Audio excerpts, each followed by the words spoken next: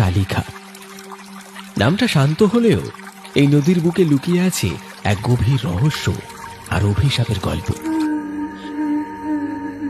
আজ থেকে প্রায় 50 বছর আগে এই নদীর তীরেই ছিল কালীপুর গ্রামের শ্মশান।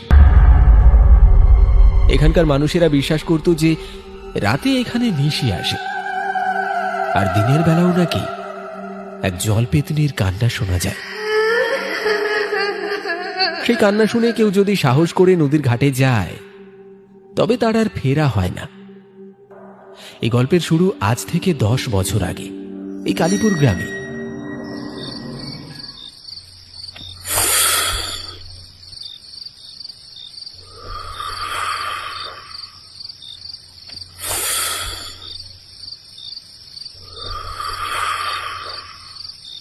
আরে ধুর, আর ভালো লাগছে না। ভূত প্রেতের গল্প আর কত শুনবো? হ্যাঁ, সব বাজে কথা। রাত যত বাড়ে বুড়োদের ভয় তত বাড়ে। ওইভাবে কষ কেন রে বিমল? জানিস তো গত মাসে শম্ভু মাঝির নাওটা ওই নদীর মাঝখানে ডুবে গেল। আর শম্ভুর দেহটা আর মিললই না। সবাই কয় ওইটা ওই পেতনির কামড়ে ভাই।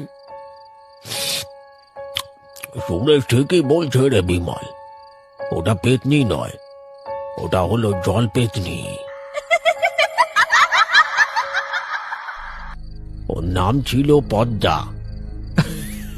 জল পেতনির? সে আবার কি জিনিস জ্যাঠা? পদ্মা ছিল গ্রামেরই মেয়ে। বিয়ের আগে ওর বসন্ত হয়েছিল। সেই বসন্তেই মারা যাওয়ার পর ওর শ্বশুর বাড়ির লোকেরা ওর মুখ দেখতেও এলো না। মাঝরাতে যখন চিতা জ্বলছিল তখন হঠাৎ প্রচন্ড বৃষ্টি শুরু হলো। আগুন নিভে গেল।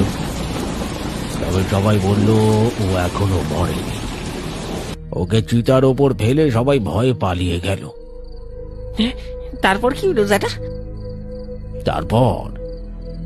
তারপর পদ্মা চিতার ওপর একাই পড়ে রইল। কেউ জানে না পদ্মা কি সত্যি মরেছিল নাকি তখনও বেঁচে ছিল। সকালে গ্রামের লোক গিয়ে দেখলো পদ্মার শরীর তো সেখানে নেই।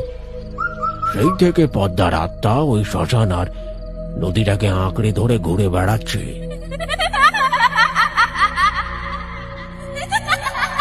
সে প্রতিশোধ নিতে চায়। প্রতিশোধ? কিসের প্রতিশোধ? ওসব ফালতু ভূতের গল্প আমি বিশ্বাস করি না। আমি আজ রাতে ওই শ্মশানে গিয়ে দেখব। যদি কিছু দেখি তবে বিশ্বাস করব।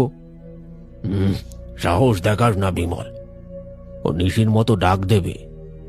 একবার ওর মিষ্টি কান্না শুনলে তোর আর ফেরার পথ থাকবে না। বিমল একজন যুক্তিবাদী মানুষ। ভূত প্রেত অলৌকিকতা এসবে কোনো বিশ্বাস নেই তার। সে মনে করে এসব কেবলই মানুষের কল্পনা আর অন্ধবিশ্বাস। আজ সে ঠিক করেছে গ্রামের সবাইকে প্রমাণ করে দেবে শ্মশানে কোনো ভূত নেই।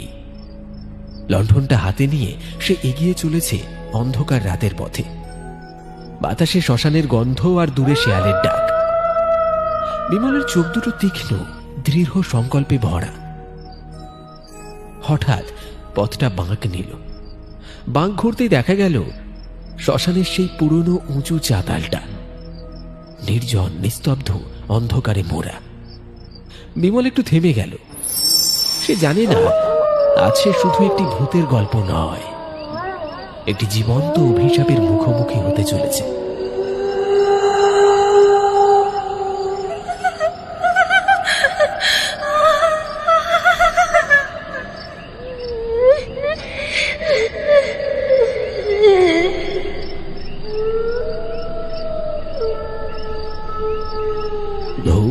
কোথায় কি? এই কাকার বুড়ো বয়সে মাথা গেছে। সারাক্ষণ ভূত পেতনি অপদেবতার গল্প শুনিয়ে বেড়ায়। ঠিক তখনই একটা গভীর করুণ মহিলা কণ্ঠের কান্না বাতাসে ভেসে এল।